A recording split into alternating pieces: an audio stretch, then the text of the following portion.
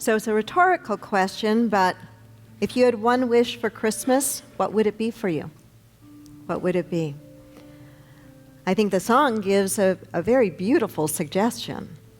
To come together as one. To come together as one.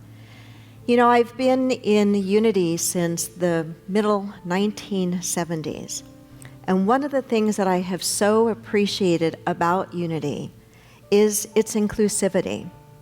Unity is a spiritual path that recognizes the innate goodness within each and every person, regardless of their appearance, their sexual orientation, their religious persuasion, regardless of anything external. It recognizes the innate goodness, the divinity in each and every person, and recognizes that we absolutely are one.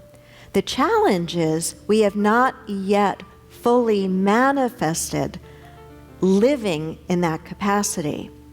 And yet, in the very teachings of the man whose birthday we are celebrating, the birthday called Christmas, right?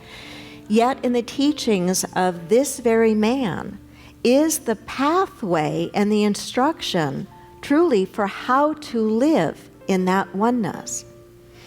We're celebrating tonight in a ceremony called our candlelighting ceremony. And light is such a beautiful reminder of what our teacher and wayshower said about each and every one of us. Jesus said that each and every one of us was the light, and that we were to what? Let that light shine, and to let it shine so brightly that all would see God's good works and glorify God.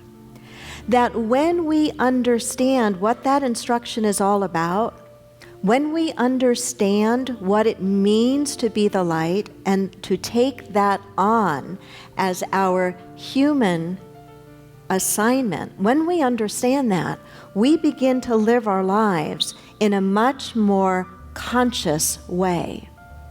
All the things that we tend to struggle with tend to become much less of a challenge, much less difficult. Because when we understand who and what we really are, we operate from a much higher level of awareness and consciousness. Light is such a mystical and powerful and beautiful symbol. We're celebrating with light tonight as a reminder of the light that indwells each and every one of us, whether we recognize that in ourselves or about each other or not. The symbol of light has long been used in religion.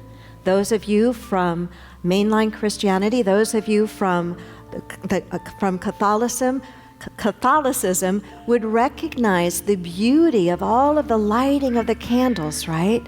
In the Jewish faith, the Sabbath starts with the lighting of the candles as a way of bringing forth the remembrance of the mystical within each and every one of us. And so what is it that we are expected to do to live from this light? Why don't we live from this light more consistently? I think one of the challenges that we have is we forget that in order to live from a greater expression of this light, we've got to be plugged into the source of light itself. And what is the source of light itself? We would say that the source of light itself is God.